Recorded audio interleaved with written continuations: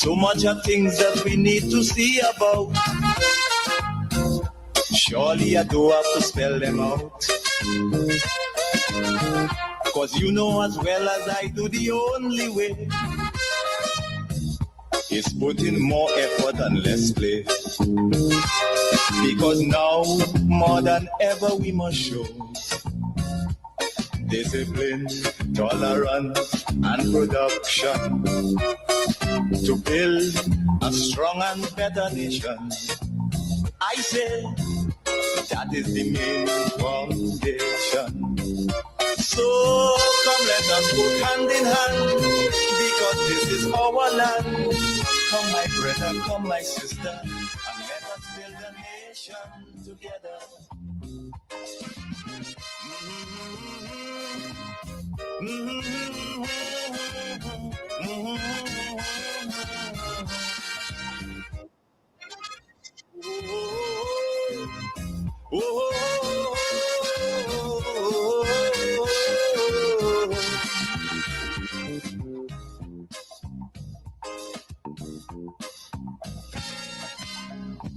This also goes for every Trinbagonian who want to live in a foreign land. Come, my brother, come, my sister, and let us build Grenada, Carriacou, and Petite Martinique together. That's the call to build. I want to welcome you to this segment in the program where I will speak, laying a solid foundation for reasoning. Because that is what I want to foster, and that is what we must encourage. We must be able to reason together, because this place is ours.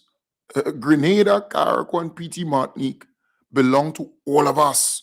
We have a stake here. So if we can discuss, if we can just talk about how Grenada can move forward, how Grenada can develop, how Grenada can be transformed. And yes, we may disagree. We don't have to agree on everything. We may disagree in the process. But at the end of it all, we must reach to that place where we can all say, we are Grenadians, and we're going to put Grenada first, and we're going to develop this place, and we're going to transform this place, and we're going to make it better. I want to encourage those on Facebook and YouTube to please share the live. I also want to say good morning and welcome to those on Vibes 101.3 FM and 106.3 FM. This week is a very holy one. In fact, it is the holiest week in the whole year.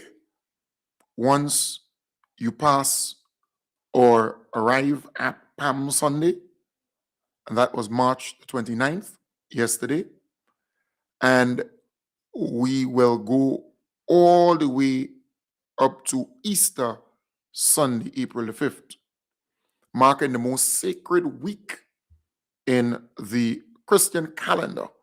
So you have Palm Sunday, you have Holy Monday, Holy Tuesday, Holy Wednesday, and we can go on and on all the way to Good Friday.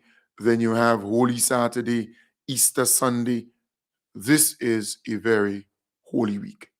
So as we navigate this week, as we go through this week, bear that in mind. I want to say we had a very good sod turning ceremony or groundbreaking ceremony at the Project Polaris site. We can say Wester Hall, we can say Calivini, or we can say Hopeville. We all know where it's located now. Great many people turned out, and that was wonderful. That was great. But the people who often call for unity, coming together, they were not there, a lot of them. They were not there. The NNP, DPM, Peter David party, they were not present from my observation. I didn't see the Honorable Peter David. I didn't see the Honorable Keith Mitchell and the Honorable Emlyn Pay or the Honorable Kate Lewis. I didn't see Senator Mayana Charles. I didn't see the Honorable Nolan Cox and all of these people. I didn't see these people. So, I mean, it's amazing. These are the same people who would be on TV talking about healthcare, criticizing government, condemning government. These are the same people you hear from time to time calling for unity, coming together. Look, you don't have to agree with everything that the government puts forward for Project Polaris. You don't have to agree with everything. But at least you should agree that we need a new hospital. And we need to come together to build a new hospital. And this government is brave enough, bold enough to commence the process, to start the process, to get the funding required. Because look, we know NDC of old had the idea to build a new hospital. We know the NNP had the idea to build a new hospital. But it took this visionary government to get it started, to build, to start the building process of this new hospital. That is what you need. So we can all come around the table because we agree then, and we should be in agreement now that a new hospital is necessary. It's not just needed, it is more than needed. It should have been there long. Sorry, it's not just wanted, but it's needed, and it should have been there long ago. At least we should agree on that. But the NNP, they have made it very clear, they are against a new hospital. They're against Project Polaris.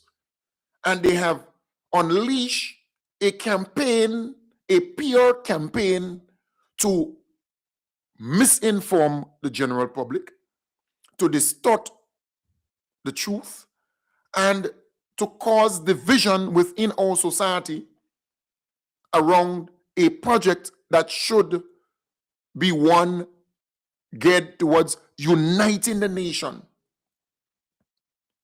bringing the nation together to address what we have all been talking about for years. If you visit the current hospital with a vehicle, your chances of getting a pack is zero. The access to the hospital, up the step, or where the police gives signal, you have Church Street, you have Halifax Street, and then Granditang Road. The access to that facility is a problem.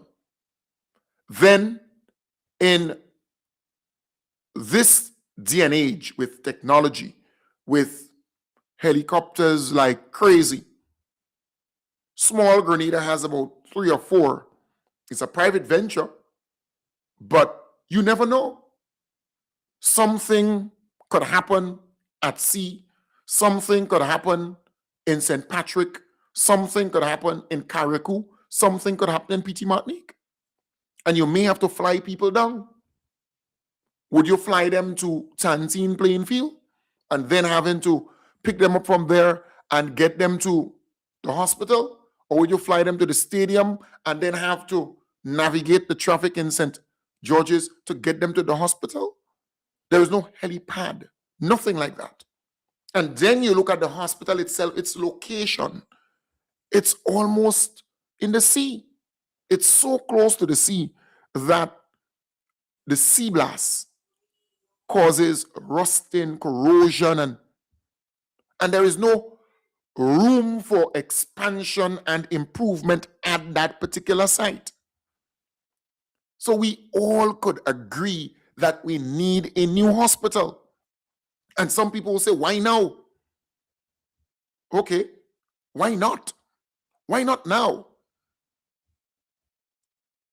But this government is not discouraged by naysayers and enemies of progress. They are pressing on. They were able to get at least 500 million EC, almost 500 million EC, to commence this process, to start the building of the hospital. And that should be the uniting everything, force, energy, vibes. But the NNP, they have always divided this nation. So on something as critical, something as important as a new hospital, that they're using to divide the nation. So their supporters are talking, saying all kinds of stuff. Some of them, they have all kinds of health conditions, right? Keith Mitchell could easily take a plane and go to the great United States of America or the United Kingdom or Canada or anywhere. He has money. Emlyn P and the others, they could do the same thing. They're frequently outside of this place. They could jump a plane any day. But what's about you? What's about you? And I am challenging anybody out there. Tell me one time in our history when we had all the amount of nurses required at the general hospital and the other polyclinics or hospitals, or all the doctors and specialist doctors required to serve our people, and all the medication at our hospital required, and when there was no death. In other words, you hear people saying, well, people dying and they go to the hospital, and well, tell me when we never had death at our hospitals or in Grenada, period, or when we had all the medication required for every sickness, or when we had all the doctors and specialists in place. Tell me, and all the nurses required per patient, the ratio. You tell me, because you listen to NNP talking and all the media pieces and videos and whatever they are doing. You listen to the Mariana Charles woman. You listen to Emlyn Pay, and you wonder. They give you that false sense that everything was perfect under them and that Grenada enjoyed the best of. Come on. They think they could really fool you. They think they could fool me. They think they could fool we, the people here in Grenada. Because I am challenging them. Tell me when Grenada had this perfect health system, man. And I want to also ask a question. Are you denying that this government was able in the last 3.5 years to 4 years to improve our health system? Are you denying that the partnership with Mount Sinai did not bring forth some results that are very obvious? I'm asking this very pertinent question. You don't need to be a genius. I am asking you. So NNP, you're out there. You have all kind of media pieces because you have unleashed a campaign to divide this country around Project Polaris and the new hospital. That is what the NNP has done. If you follow them and you realize the last couple of days, they have released, a lot of videos and they're all over the place to divide the nation, to water down this success, this historic moment in Grenada. I am asking you, Emlyn Pay. I am asking you, Keith Mitchell. I'm asking you, Mayana Charles. I mean, you are new to this thing. I'm asking you, NNP. I'm asking you, Peter David, and your party. Tell me when in Grenada's history we had a perfect health system. So I want to know when we had all the nurses required per patient, when we had all the doctors and specialists required for our general hospital, for Princess Alice, for Princess Royal, all the clinics, when we had all the medication. I want to know. And all the ambulances and all just a perfect, I want to know. Because you speak and given this kind of utopian view to a healthcare system that existed under you, this perfect grand healthcare system, thinking that our people never existed then. We experience you. We know what you give. You had nurses, you had doctors protesting, marching, first time in the history, marching for better wages, better working condition. You didn't even have a proper kitchen at the hospital. Look, this government has to come. They build a proper modern kitchen and equip it with the required equipment and supplies and so on, amenities and so on. The government again had to get nurses from Ghana and specialist doctors from Nigeria.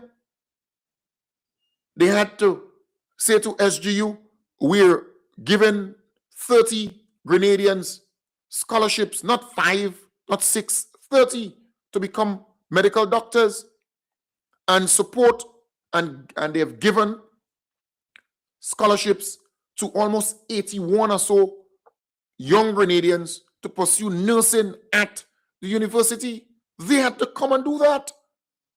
And look at some of the basic things that they have implemented at the hospital. Basic things.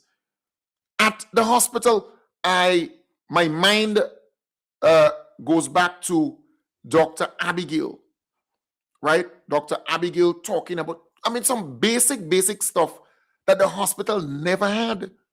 Basic, and you don't need to be a genius to come to terms with that reality. So when they speak, they give you this sense that under them it was perfect and the system was, my mind goes back to this young lady. My name is Dr. Abigail Noel, and I am the head of department at the Accident and Emergency Department, also known as Casualty. As head of department, I am responsible for coordination, and I'm also responsible for training of staff. Training of staff is to enhance our staff, not just in the medical, but also in personal well-being. We have been working along with Mount Sinai since November, and in that time, we have had such a great experience with the Mount Sinai team. One thing I love about Mount Sinai is their spirit of collaboration. They came in with ideas that we were able to discuss, and we were able to implement them. There are so many processes that they have implemented here, especially in the emergency department, that have transformed our department in real time. And this is a doctor there working in that hospital telling you, are you saying to me that the doctor is lying? I ask you, are you saying to me that this doctor is not telling the truth? When she said that Mount Sinai's partnership have improved the health system tremendously. One of the things that I would mention is the implementation of ID bands for every. That was not in place under NNP. Something as basic as ID bands to tell what kind of complication or sickness or that patient, what they came in with, what is the problem with that patient. Something as basic as that. Patient that comes through the emergency department. So once you get in here, once you're triaged by the triage nurse at the front, you receive an identification band. And as we can imagine, that has decreased patient errors, have decreased errors in identification of patients. Because here in the emergency department, not everyone comes in able to talk or able to give information. So having an identification band on each patient has really helped us improve patient care and decrease errors. Another process that they have implemented is defibrillators on. So defibrillators, that was not on every ward. Look, something as fundamental as that was not there before. Every ward, including the emergency department. Defibrillators basically are those machines that you would see on TV where they shock people. We have those on every ward. We have also started training staff in how to adequately utilize these machines. Thus far, 128 staff members have been trained in defibrillator use. Training the staff members. That was not in place before. They are training them to use the technology and use the equipment. So are you saying to me that this doctor, she's lying about the improvements she have seen thus far at the hospital because of the partnership with Mount Sinai, one of the best hospitals in the world? This includes Grenada and Carrico. Mount Sinai has implemented a huddle system. It is a system that a huddle system that was not in place in all the departments and on the wards. And no, where the nurses, the doctors, the drivers, the cleaners, everybody could come together and talk it out and see ways that they can improve the system. I have had experience in because I had experience working with Mount Sinai in Guyana. The huddle system is basically a small meeting, like a 15-minute meeting with all team members. And when I say all team members, I mean security guards, receptionists, maids, nurses, doctors, everyone who is on duty in the department at the time, drivers, very important. They come in for a mini 15-minute check-in where we discuss any issues to patient flow. Yeah, so these things are happening. Are you saying to me that this doctor is not telling the truth? Because the NNP's out there saying all kinds of stuff that the healthcare system is this and the healthcare system is that, and I mean, all kind of bad things they have to say. And I'm asking, you be the judge. And mind you, the NNP is not interested in facts. They are not interested in evidence-based nothing. They go there and they throw out all of these false stuff and their supporters grab it and run with it. So that's a doctor telling you. Let's listen to a nurse. My name is Liselle Walcott. I'm a staff nurse and presently been a staff nurse at the General Hospital for the past 16 years. At the Infection Control Department, what we do surveillance for communicable diseases. We do surveillance for hospital-acquired infections. We do outbreak investigations related to our hospital-acquired infections. So any issues we have, we would investigate it, find out the cause, and we would do our interventions, recommendations and interventions to all relevant departments. Thus far, with Mount Sinai, we have looked at hand hygiene. We are looking at ways of improving hand hygiene, especially when it comes to compliance among all staff. Hand hygiene has been proven to be one of the most important practice you could do to break the chain of infection, thus reducing infections transmitting from one patient to another or from staff to patients.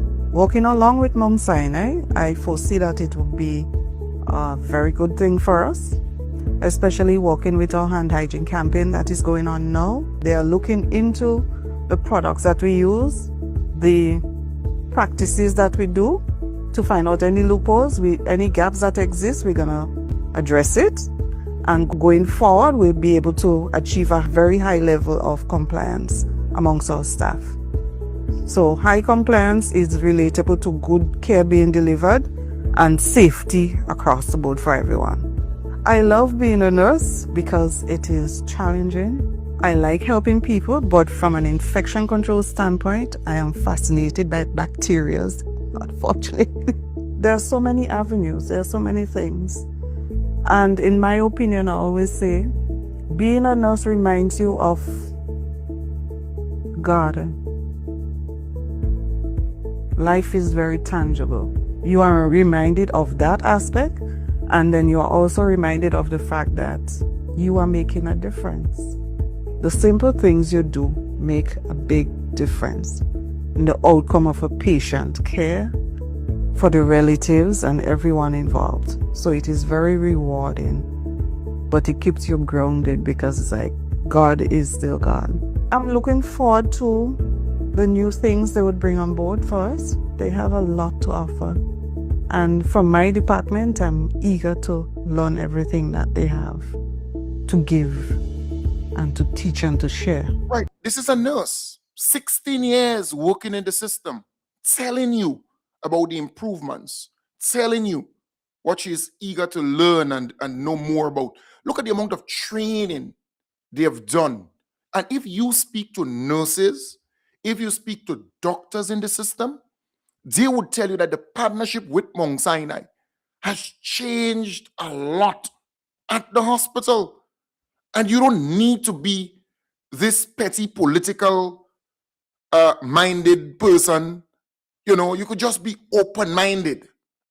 Engage the nurses, engage the doctors. NNP, they yapping, they rah-rahing. DPM and Peter David, and then they yapping and rah-rahing. I'm saying engage the nurses, engage the doctors. And if you have a family member who goes to the hospital and who been there before and return, they will tell you the difference. They will tell you the difference. We don't have a perfect healthcare system. You would have one or two people who want to say, well, the experience is this and experience is that. But at the end of the day, it is way better than it was. And we are always trying to improve. But this doom and gloom, this negativity, this hatred, this bitterness, this divisiveness, when it comes to healthcare, come on, we could do better than that. So it is now well known that the NNP is against a new hospital. They're against Project Polaris, and they have unleashed a lot of misinformation and divisive message, in my belief, based on the videos I have seen in the last couple of days, to divide this country and to confuse Grenadians. And it's all because they want power. So you could bet your bottom dollar, if you vote for these people, the hospital will not become a reality. If you vote for NNP or the other party, that hospital will not become a reality. And you must know that. That is something you need to tell your children. That is something you need to tell the young people of this country. That is something you need to tell your neighbor, tell your friend. If you vote for the NNP or the other party, you can count this new hospital out. They don't want it. They don't want it to become a reality. So you, the folks in the diaspora, who are looking for to come back home, to return home, to retire, to enjoy your home. And one of the main things that you are concerned about is having proper health care, having a proper facility where you can go and get the kind of medical treatment and care, right? This new hospital is your gateway to that, your access to that, your hopes and dreams. That's where it is. I'm saying to you, if you vote for NNP or the other political party, that is gone, because they are not interested in the new hospital. They don't want the new hospital to become a reality. And we have to be repeating that. In fact, I will be repeating that over and over again, reminding you that these people do not want a new hospital in this country. They don't want it.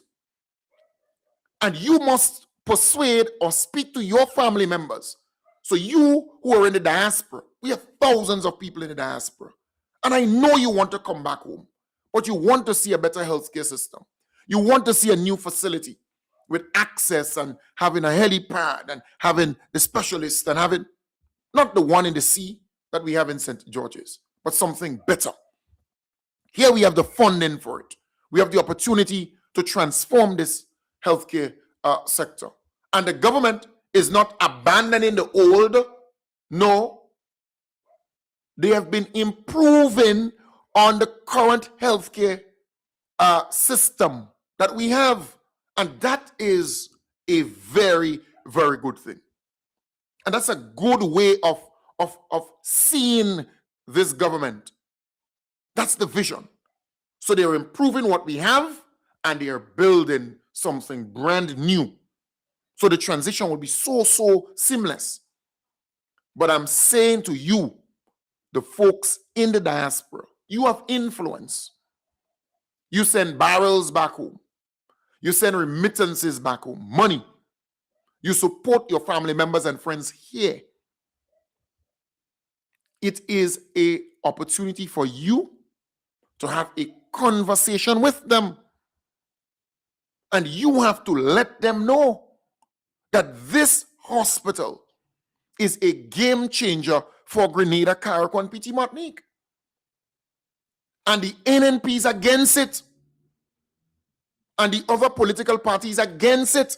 And if they come in power, you will never see a brand new hospital. They will abandon this project. That is the intention, to abandon this project. In fact, when you listen to them, they're already saying to you, if they get in power, they would scrap it. So we have secured almost $500 million to build a proper hospital facility.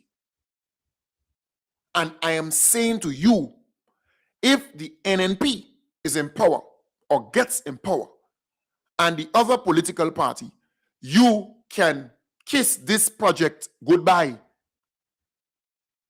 because they do not want to see a new hospital built. They don't want that. Because, look, they know that Grenada is moving forward. They know that Grenada is no longer stuck in the past. They know that. Remember, under NNP, it was the poor and the vulnerable, the poor and the vulnerable. When last you heard that? People are at work. Opportunities are being created. Here, Keith. This so-called Polaris is a fraud. I am telling you this. That will never come true. You hear this nasty, dirty old man?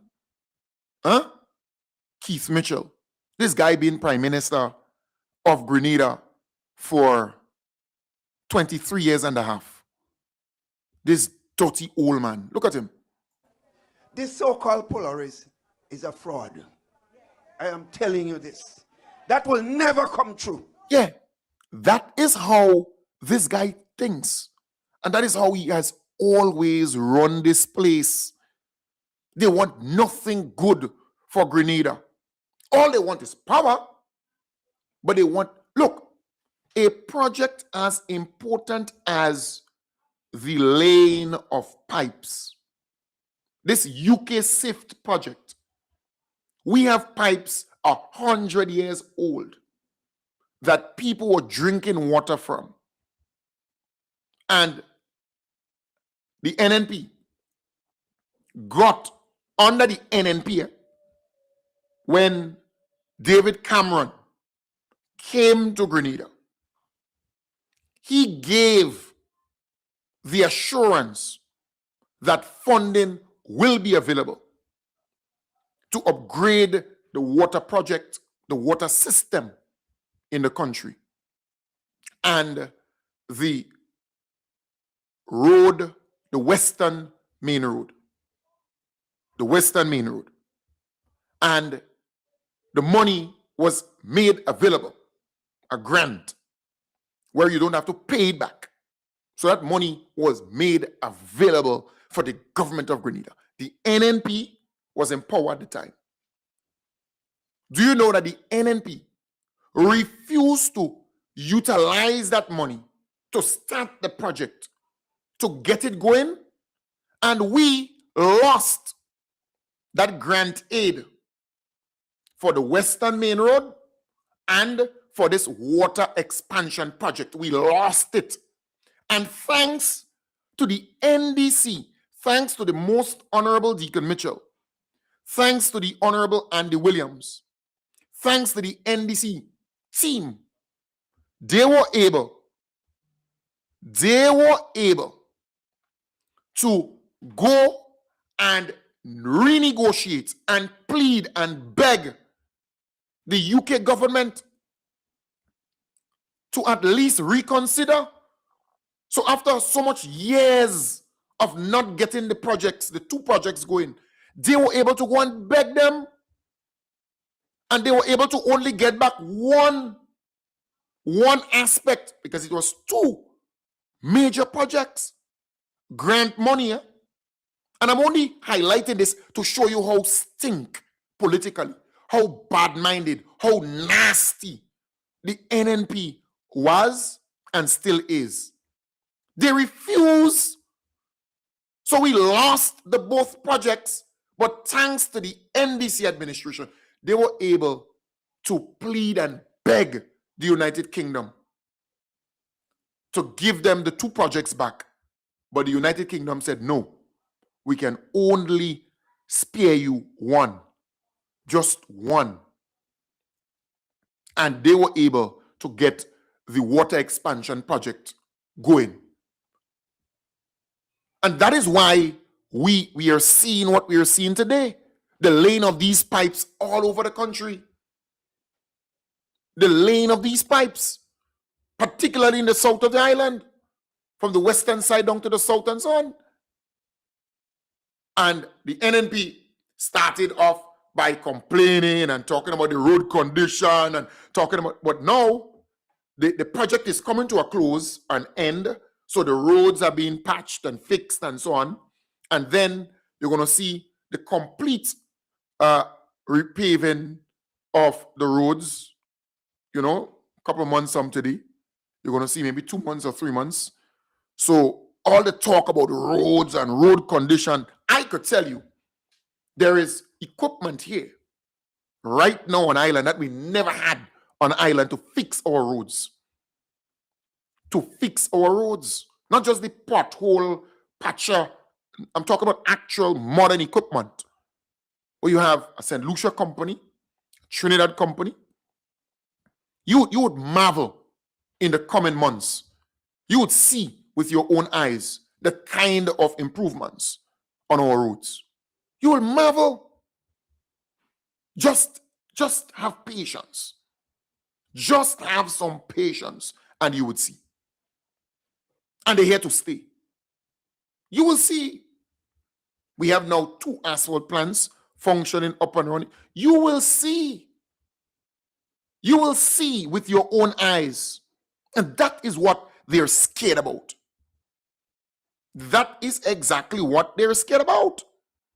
This NDC is not just talk, talk, talk. They're action oriented. They're getting the job done. So healthcare is on the rise, and NDC is not even bothered by NNP and their jackassery and their stupidness. NDC is not even look at the most honorable Deacon Mitchell. This man is unbothered. The man could care less about NNP and all that stupidness, He's just pressing ahead with the plans to transform this place. And look, you can go back to the election campaign. The most honorable Deacon Mitchell refused to call Keith Mitchell's name. He ignored that political jack donkey for the entire campaign. The man ignored him. I mean, I don't know if it's once when he gave him Susuini, but besides that, I don't know of the man calling this guy's name. He made him irrelevant. I'm telling you. And even now, right? The NNP doing what they're doing, saying what they're saying, and Deacon and care one fat about them and what they're saying, The man ignoring them altogether. Altogether. He could care less about these people. He just focused on building this place, transforming this place. I'm telling you, just check it out. Check it out. You don't need to be a genius. Just check it out. He's pressing ahead. So we had the sword turning ceremony. Keith Mitchell didn't go, Emmeline and all of them, because they don't want to see this thing come to life. They don't. But NDC, the most honorable Deacon, they're just pressing ahead. Yes, Project Polaris is infrastructure. Just like the Morris Bishop International Airport, just like St. George's University, just like our roads and ports and airports, they have all changed the trajectory of this country.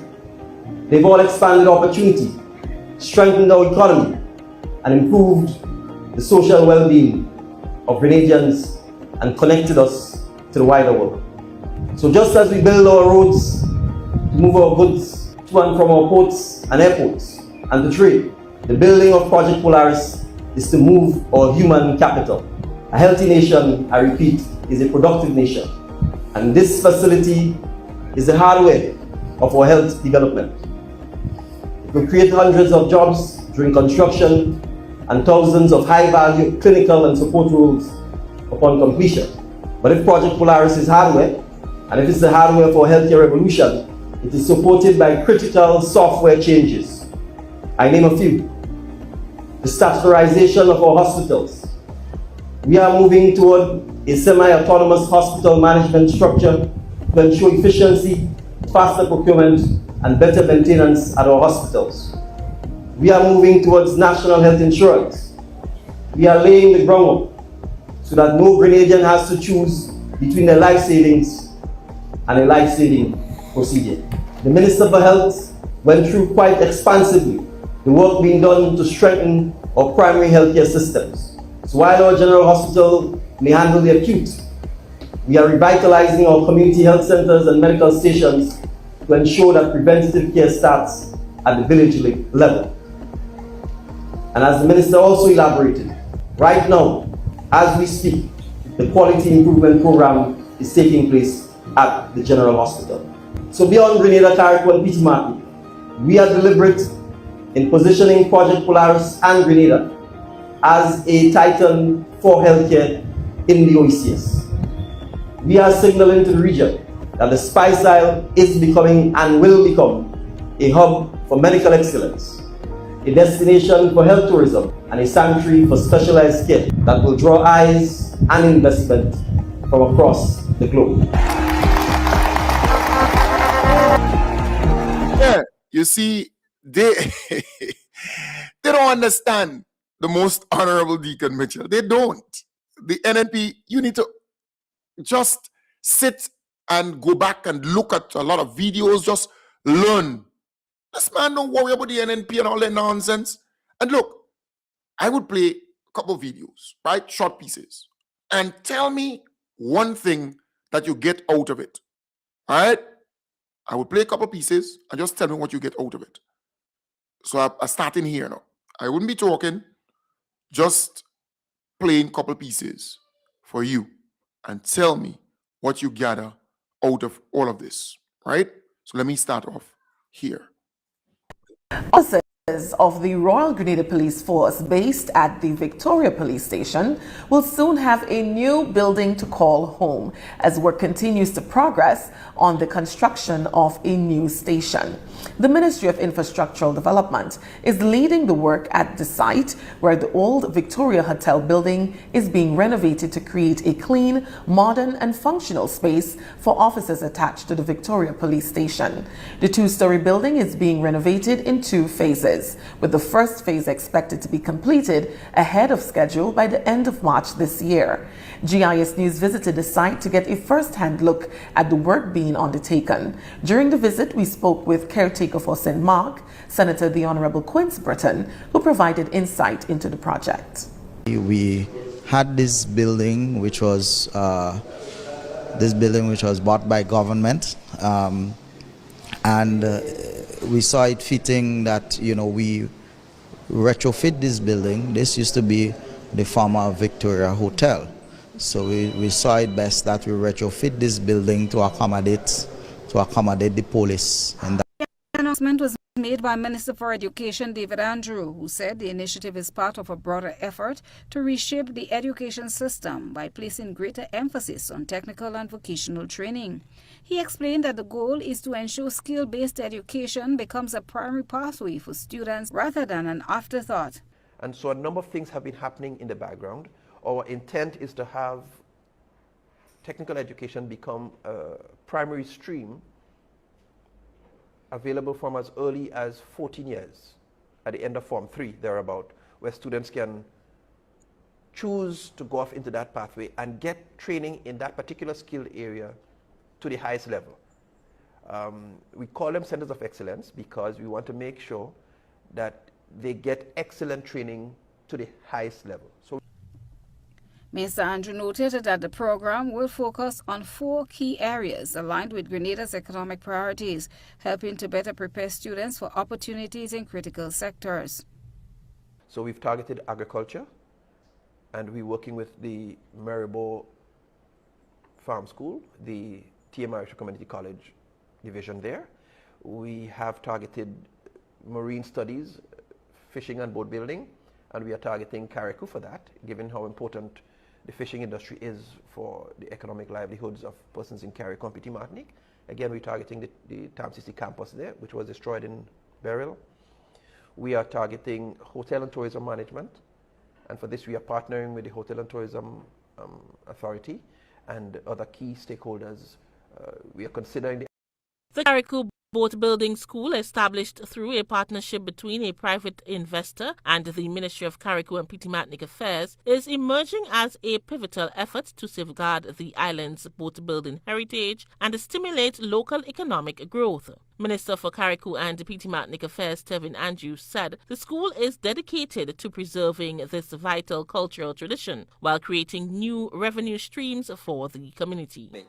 With the rebuilding and recovery effort, Mr. Speaker, we started an initiative, the Carriacou Boat Building School.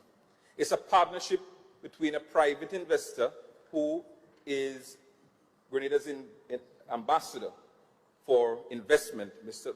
Ambassador Piero Zippoli, and the Ministry of Carriacou and Petit Martinique.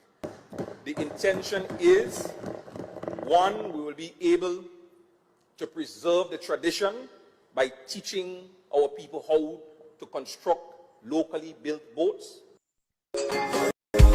Expert, I'm the murderer. Home is very hard.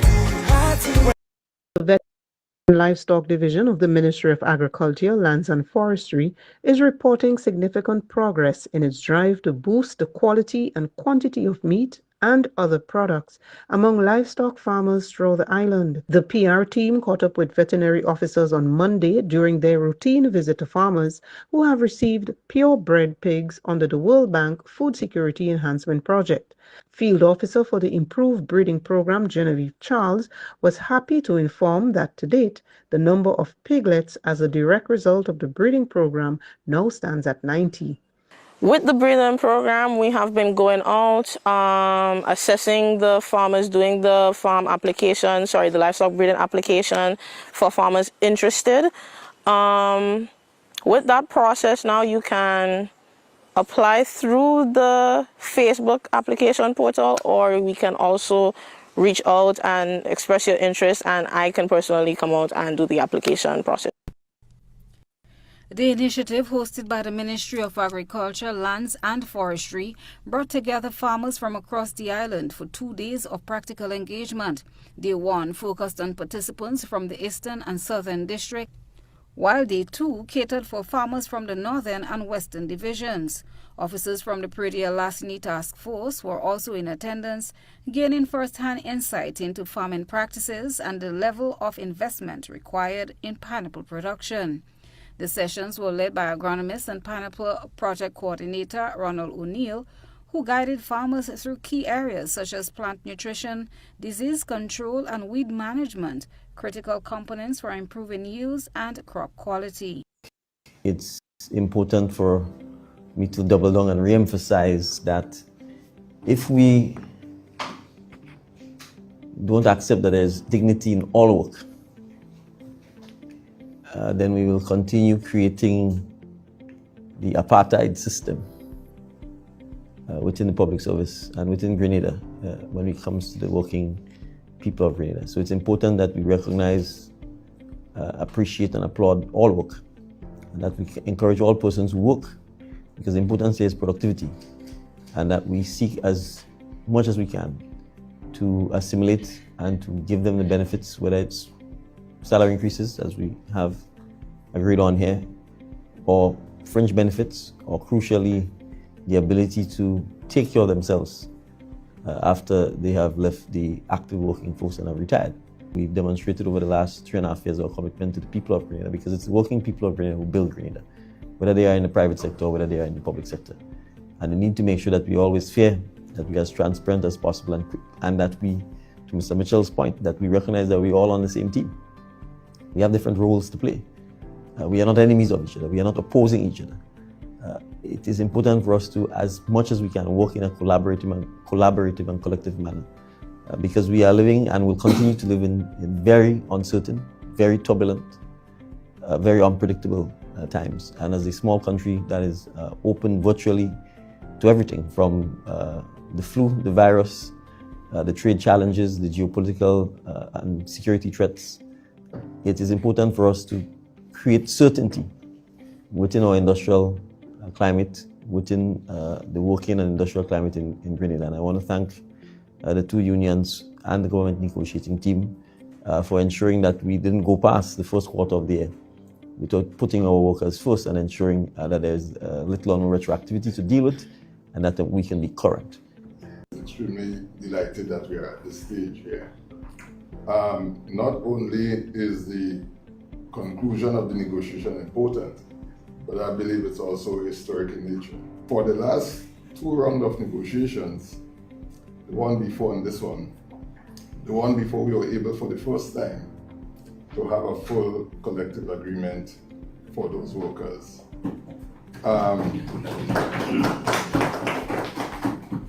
And that's important in terms of the fringe benefits, because for me, it actually, and I'm speaking from the heart, it actually grieved me that when I sometimes go into a supermarket or I visit areas in Grenville and meet some of these retired workers, and they're asking me, what could you do for me, Mr. Mitchell? But you know, I went home and I had nothing. So last round of negotiation, we were able to get in the ex-gratia. And I recall quite clearly, a lady was just on the verge of retiring, and she was able to qualify. That's from the Bolong. She was able to qualify for that ex-gratia. And subsequently, not too long from then, the government also introduced the pension for the unestablished workers. And so when we came to this negotiation, I thought that the template was set for upward success, right? And so as we engage the GNT, I must commend Mr. Antoine and his team. I always felt that we were actually working for the same cause.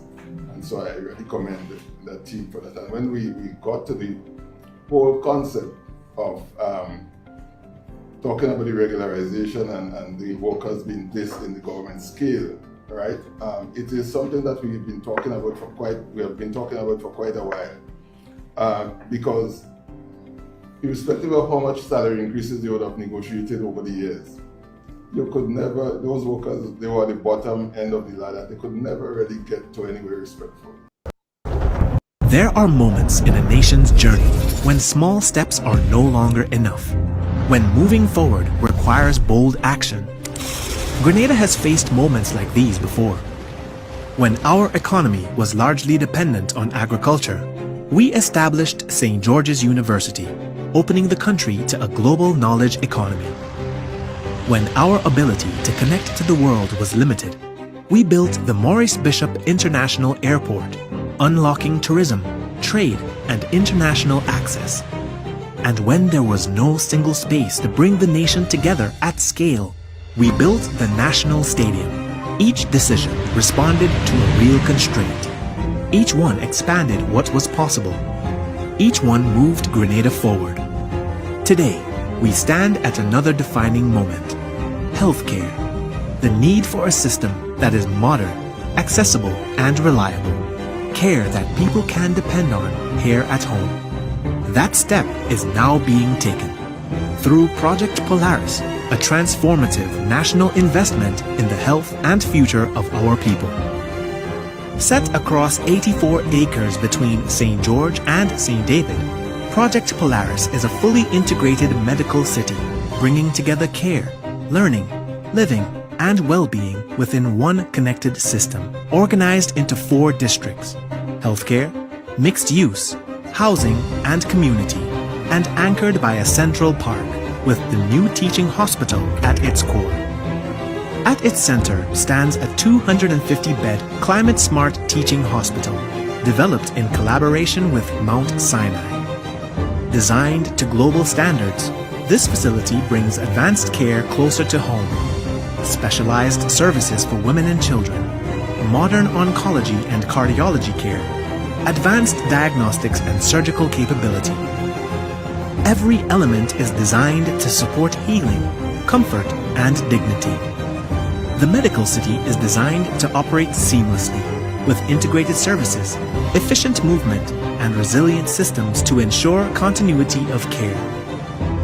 Beyond the hospital, a mixed-use district supports a growing ecosystem with housing, commercial activity, and shared public spaces, strengthening healthcare, expanding opportunity, building national capacity, so that care is closer, so that families feel more secure, so that no one has to look beyond our shores for the care they need.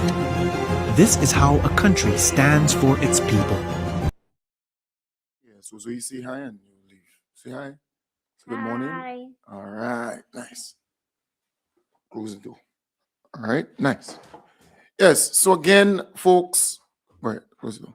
Again, folks, yeah, so that's Zoe. All right, so Zoe wanted to, that's not Zilly. All right, so Zilly is the bigger one. You seldomly see Zilly.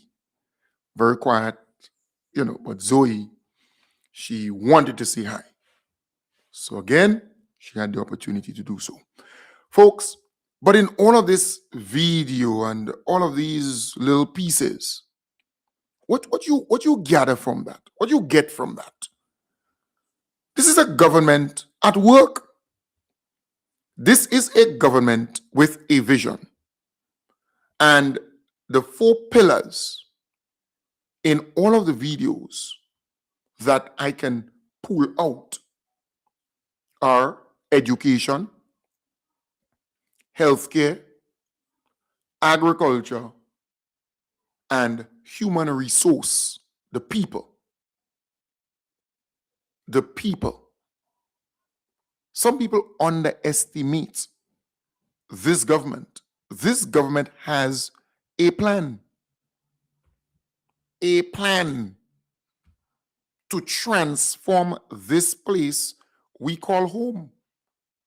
And no matter what the NNP says, or DPM, or no matter what these people say, the NDC came into power with a plan and they're executing that. I remember quite vividly when NNP was in power, every Monday morning, the unions protesting, fighting for better this, fighting for better that. When last have you seen a union? Close the door, please. When last have you seen a union out on the streets protesting or demonstrating for anything? I want to know. When last? Under the NNP, it was demonstration, it was protest every day, every week, Right now, the unions are praising government, praising the government for giving the workers increases, for giving the workers fringe benefits and opportunities. And this is a total new type of governance. The approach is different. The deliverables are way, way different than before. Come on. Under NNP, we didn't used to see a police headquarters, for the RGPF. That was non-existent. They were in an old colonial setup at Fort George in all little cubicles, and you go in there as though they beneath the rock under the colonial buildings and so on that existed long time ago. The NDC came in power and they gave them a brand new police headquarters.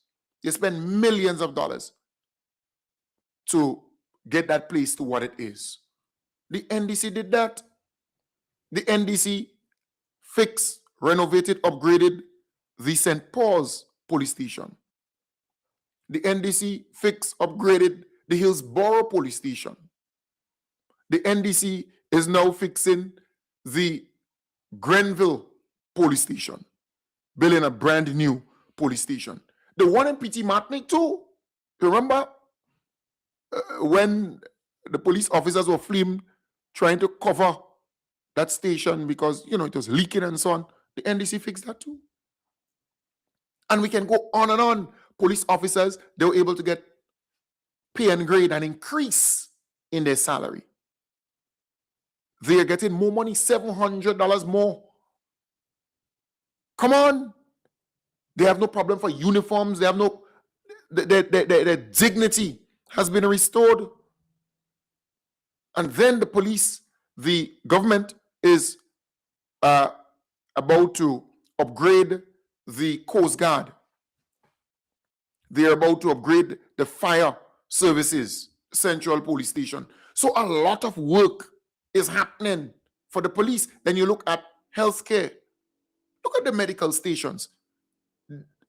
Our beloved Prime Minister, he told the medical stations or clinics, he and the team, 20-something, I think 36 of them, they run down under the NNP. The NNP never saw the need to maintain and fix and those medical stations, No, they're only talking about the one in Gov and the one in Gov, the polyclinic in Gov. But you were there for 23 years and a half. That's the only thing you can point to? What's about all the other clinics? All the other clinics, the NDC has to come and fix all of them. The Wester Hall Clinic was fixed by the NDC. The Good Hope Medical Station was fixed by the NDC. The Victoria Medical Station was fixed by the NDC. The one in Grand Roy, the one in up in St. Patrick up there, and you can go on. And then you have the NDC now having to come and fix the one in Sotes, the one in, the one in Grand, all about the place. NDC has to come and fix it. Ped Motor, we can go on and on and on. NDC has to come and fix them and equip them and upgrade them. And the NDC, the nurses, they were demotivated under the NDC. They got $500 more on their salary. The doctors under the NDC, they got $1,000 more on their salary. Money can motivate, to do work and do stuff. And then the amount of training, the amount of opportunities created for them. A modern kitchen, just how that was missing at the hospital. A kitchen. The NDC was able to build and set up a brand new kitchen with all the required things in there. NDC did that. NDC was able to also make the records, put that online, and so that everybody on one page, and this kind of paper, you have to go through paper and paper and paper. And you can go on and on. Look at the kind of improvements. Now they're embarking upon a brand new hospital for people. This is significant. This is important. Look at the ambulances they were able to commission and give to the hospital and other departments. Come on, the vehicles. You can just go on and on and on. And you can see that the NDC is serious about healthcare, about human resource development. You look at education. Look at the amount of schools that they are building. The St. David Catholic Secondary School.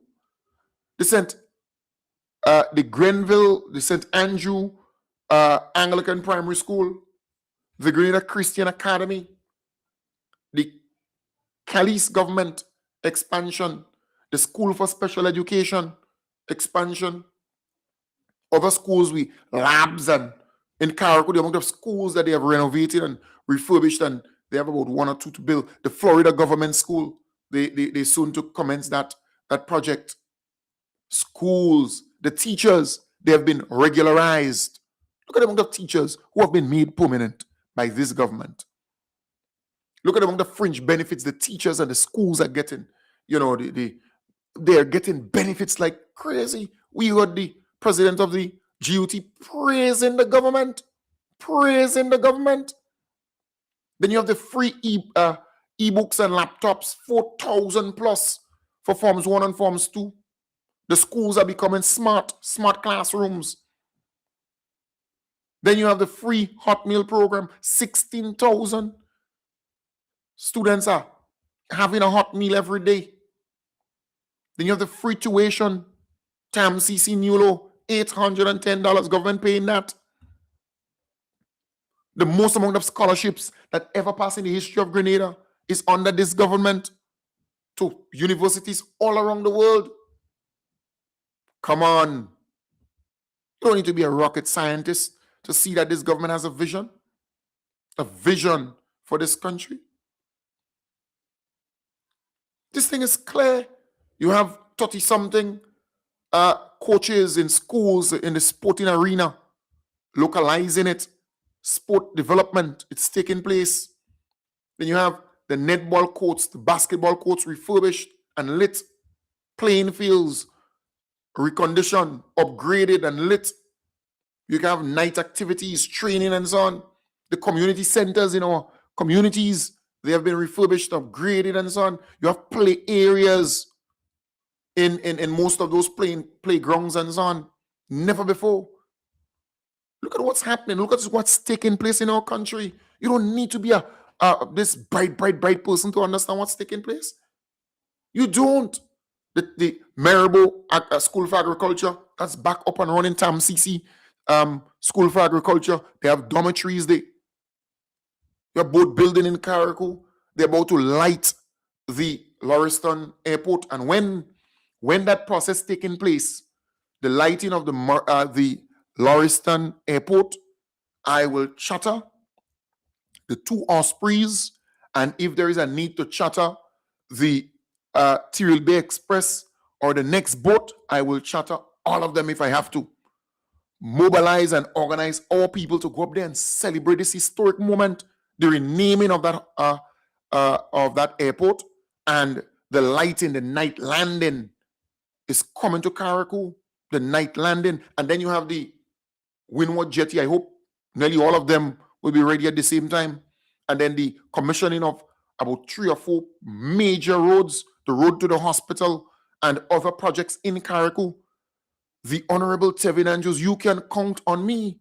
I will mobilize and organize those boats, and I would ensure that our people can come up there and celebrate with you, the people of Carriacou and PT Martinique, even if they just have to pay $100 to go and come. We will do so because this is historic in nature. So you can count on us. We will be in Carriacou for that. We're going to get the heads up in advance. I will let you know. We're going to mobilize and organize and go up to Carriacou to celebrate with the people of Carriacou and PT Martinique. This is big. This is huge. This is huge. You look at agriculture, the tissue culture lab. You look at Maribor. You look at the pure breed, that pure breed program or breeding program, where you have the hybrid animals mixing with the local ones. They spend millions. Because I remember the butchers and, the folks in the abattoir, they had to go up to St. Vincent to get the animals to come down to Grenada and slaughter them, St. Vincent, under NNP, and they could care less. This government took the bold move to say, hey, we have to start something to get our animals, to get meat on the plates of families. We have to do something about it. And they commence that process. Yeah, some people criticize it, they condemn it. Now we're seeing the benefits. You have, if you look at Carriacou again, Limle, the Limle farm, that's back up and running, Serious things are taking place there on Limle farm. The solar plant that was destroyed also by Hurricane Beryl, that's almost completed. They're working on that to get it back up and running. This government means business. This government means business. You look at housing in the country. This government say, hey, the Build Back Better initiative, we're going to give you something good. And that is exactly what they've done and continue to do. You look at the WASH program, the amount of bathroom and toilet facilities they have given to people who had pit latrines and so on, giving them their dignity back, their humanity back. This government is serious. After Hurricane Beryl, you look at the farmers, they were shocked to receive $9,000. Some received $4,500. After Hurricane Beryl, some businesses, they were shocked because they were supported by the government to get back on their feet again within record time. You go and speak to the businesses in Carriacou and PT Martinique. You go in some parts of Grenada and they would tell you. You look at the CES program first. When they rolled out the CES program, up to $30,000 was given to small and medium-sized businesses to get them back after COVID-19. The NNP administration refused to help these businesses. Come on. And then after Hurricane Beryl, the amount of assistance given to small businesses and medium-sized businesses in the Grenada Development Bank, you don't hear them talk much about that. Look at the creatives. The creatives, they are a part of the developmental trust and process in the country.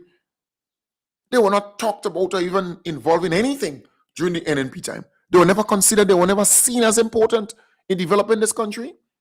This government, they were able to give concession to the creatives so that they can ply their trade and continue their livelihood and become a part of the mainstream.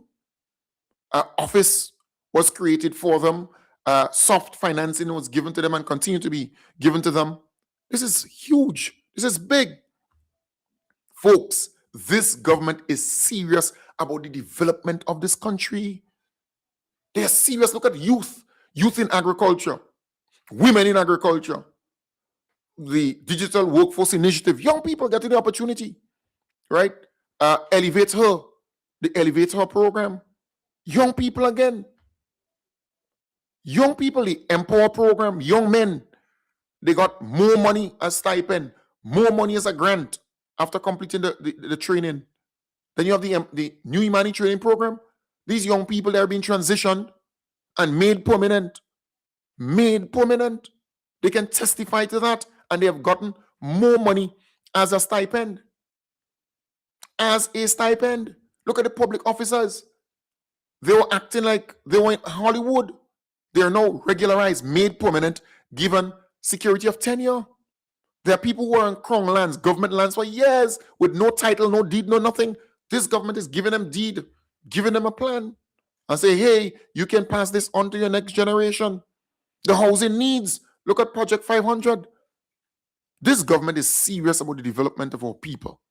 And we can go on and on and on. The minimum wage. This was a life saver and a total transformation for a lot of people. The security officers, the cleaners, the cooks, the gardeners, the housing, the housekeepers, the office attendants, the clerks. They're getting more. They're getting more thanks to this government. This thing is no joke. This is no joke. The bi-monthly salary payments, look, what is happening? All people are getting paid twice per month. A total transformation. Total transformation. So this government is hell-bent on transforming this place and making this place better. So the NNP, they could bomb their gum, they could say all what they want to say. This government is serious about development. And you know, in all of this, I have not heard one con man, one crook, one fraudster slipping through the system, a con in the NDC administration. None. You hear those NNP, what about corruption in this and that? And you ask them, show me one evidence, one piece of evidence of corruption in Lotto, or one piece of evidence of corruption in Gravel and Concrete, or in the Grenada Development Bank. Show me just one piece of evidence. It's easy to talk and yap. Present the evidence. When Kem Kendon Jones put forward or made the pronouncement or break the news, right? When I broke the news that Sheldon Scott, who was working with the new National Party, the NNP, right? When I broke that story of Sheldon Scott working with the new National Party, and while working with the new National Party, he was also using a government cell number, a number attached to the government of Grenada, right? When I broke that story, I was able to openly put the evidence on the table. I did not just talk. I presented the facts. And I said, here is the facts as it relates to Sheldon Scott. And I want the public to scrutinize it. So I did not just talk. I was able to put the facts on the table. So if you saying that there is corruption and there is corruption here and there is corruption there, why you are not able to date to put forward the facts? So when I came forward and I said, look at the bills. I presented the bills and I called names and I called the amount of money and I called the cell phone number that Sheldon Scott was using, the same Sheldon Scott who is on talking points for NNP, talking all kind of things and criticizing the same Sheldon Scott. And I said, Sheldon Scott used the phone number 534-5113. And in the month of April of that very year, his cell phone bill was $26,861.77. I put it on the table. I said, this is the amount. I went further. So I looked at May, the month of May, this $26,000 plus. And then I looked at April, right? I looked at April. I also looked at June. So in the month of June, I said to you that Sheldon Scott's phone bill, and remember he was working with the New National Party, a political party, not the government of Grenada. Sheldon Scott's cell phone bill was $20,183.20. So I put forward the evidence. I put forward the evidence. In the month of, that's June, then in the month of April, Sheldon Scott's phone bill was $22,000, $22,840.87. So I put forward the evidence. I did not just talk. I said, this is the evidence before you. And I am saying to the people who are talking about corruption, put forward the evidence. Let it be infallible. Proof. Let it be solid. Let people go and say, hey, this is the evidence. Because mind you, when I put forward that, I said taxpayers' money went into paying Sheldon Scott cell phone bills. And it was for almost 3 years. This guy was using this cell phone. And this number almost 3 years. And then when pressure started to hit NNP, they had to come out. Keith Mitchell was overseas. And he had to admit, he said he was embarrassed and Lest you forget all of these things. So I was able to put forward the evidence. The evidence. So I'm saying to them who's speaking about corruption and corruption, why you are not able to put forward hard evidence, proof, right? The proof. That is what you have to do. Put forward the evidence. Because I did. I put forward the evidence. Come on. You remember cell phone gate? I think he was where Keith was. Keith was somewhere, I think in Canada or America. Somewhere he was.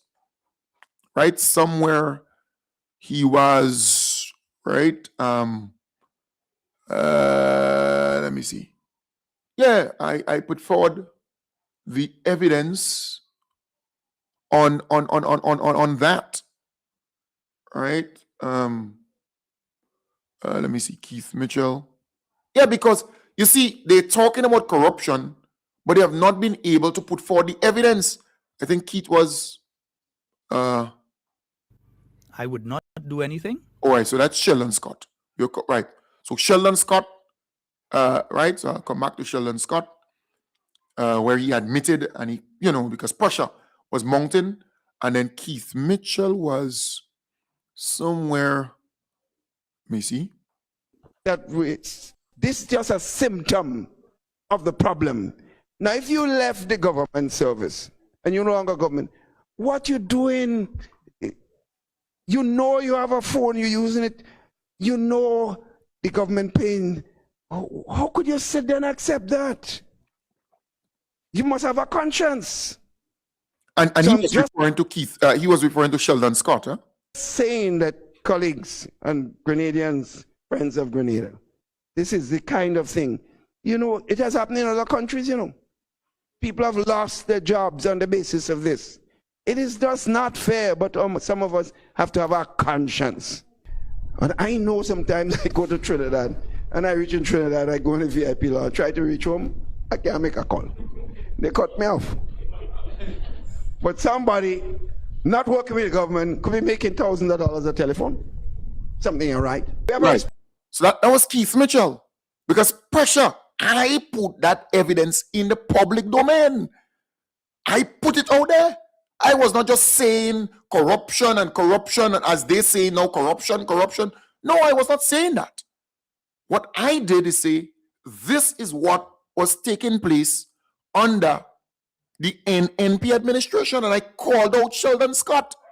And with pressure, Keith Mitchell had to come out and publicly admit it, and then Sheldon Scott had to come out and say, hey, I did this, and look at the situation.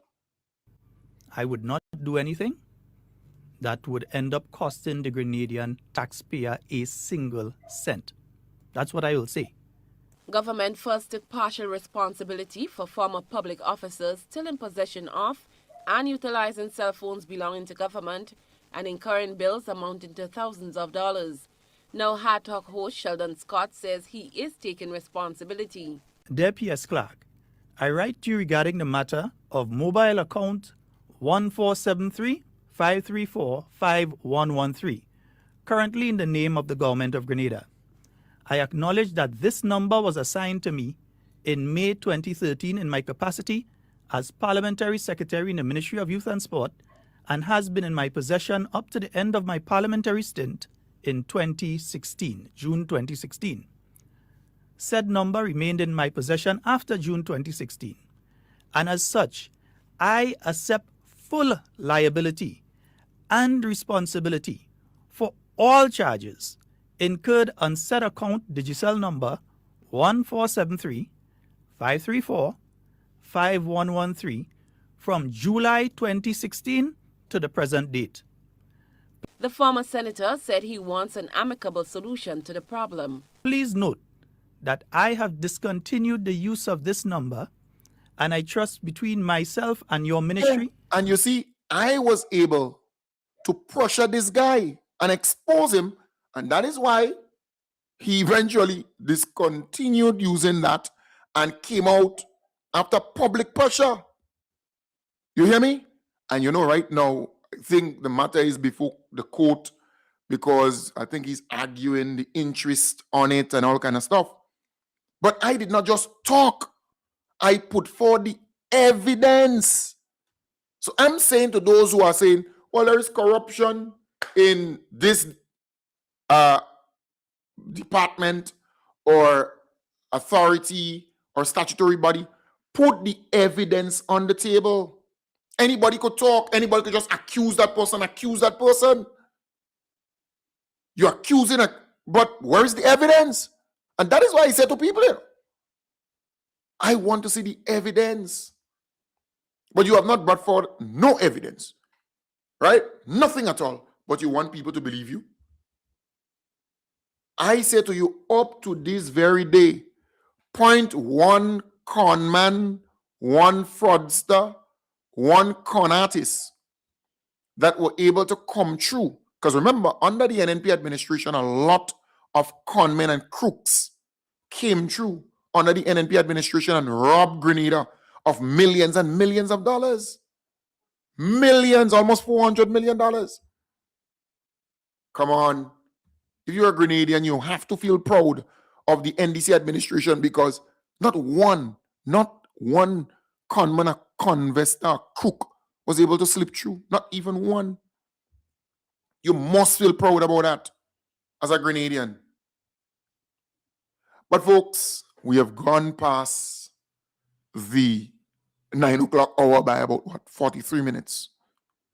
All right. So the program is from 8 to 9. But today we gone over by about 43 to 44 minutes. But those things do happen. I want to thank you for being a part of the program. I will be back with you tonight in the hub again to have a conversation, again to dialogue with you. Because there are so many things we have to talk about and highlight and showcase. Because we want our people to know that good things are happening in Grenada, Carriacou, and PT Martinique. The government is not perfect. There's always room for improvement, but they're doing a damn good job. And we have to admit it. But before I wrap up, I want to thank and applaud some young podcasters. I am seeing you. Franzi, I think your name is Franzi Bowen. I know your brother. All right, my good friend. Right. I want to applaud you, my dear. I think you're doing a fantastic job. Franzi Bowen.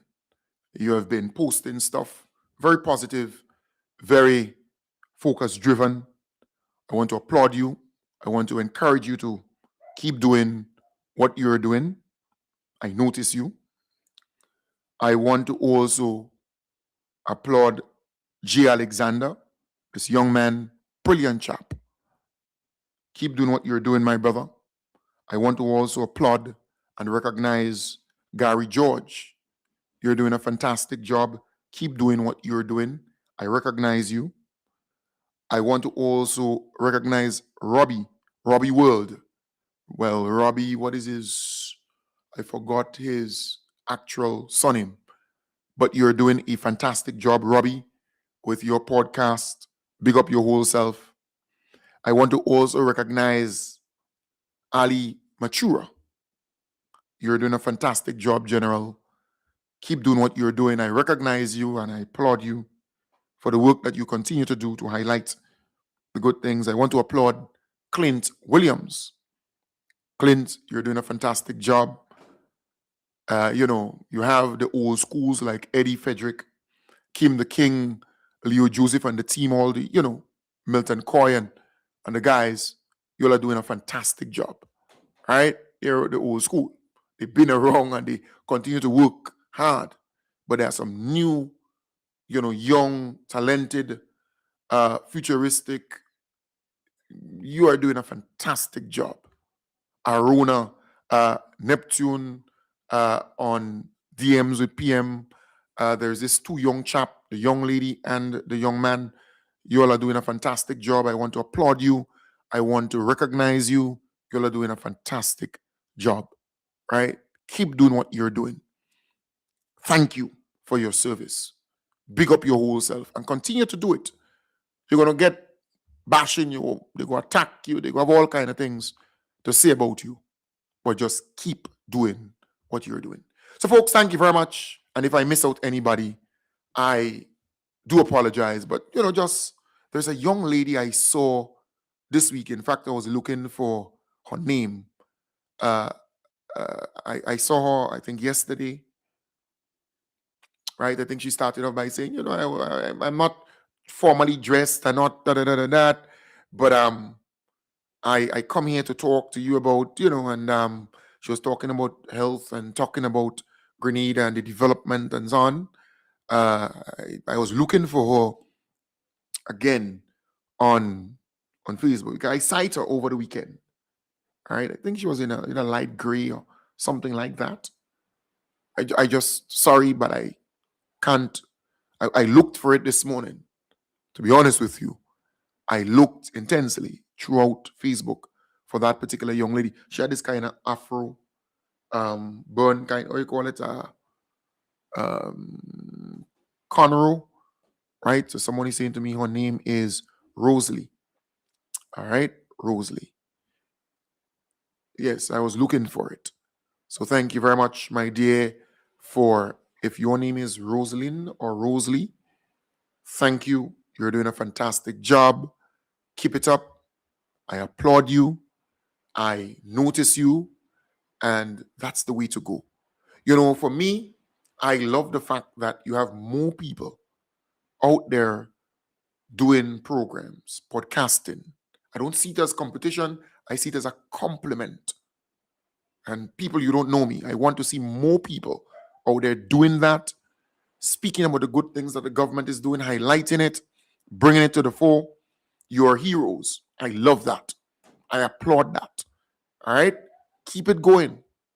And as I see you pop up, I will recognize you. I will talk about you. And if I miss out your name, I'm sorry. But I'm not doing it intentionally. All right? But I'm on the ball, following you, listening to you, loving your programs, loving your podcasts, loving whatever you're posting and saying. I love it. I thank you. Keep highlighting Grenada. Talk about Grenada. Talk about Carriacou. Talk about P.T. Martinique. All right? Please do so. And lastly, I want to applaud the press secretary, Miss Etienne. Neela Etienne, you're doing a fantastic job. You're doing a wonderful job. All right, Neela, keep doing what you're doing. I recognize you. I applaud you. And I should never forget the moderator, this gentleman who, he hosts a number of national events, right? And he has been doing a fantastic job, an excellent job. He was also the moderator, the master of ceremony at Project Polaris, the groundbreaking ceremony. You did a fantastic job, General. Keep doing what you're doing. We observe, we notice you. Just keep doing what you're doing. I love excellence. I love the fact that people are coming to the fore and highlighting the good things that this government is doing. Because I'm old school. I have been out here for 12 years and counting, doing this. All right? So again, I want to wish you all the best. Take good care and have a wonderful day. I'll be back with you, God's willing, in the evening at 8 in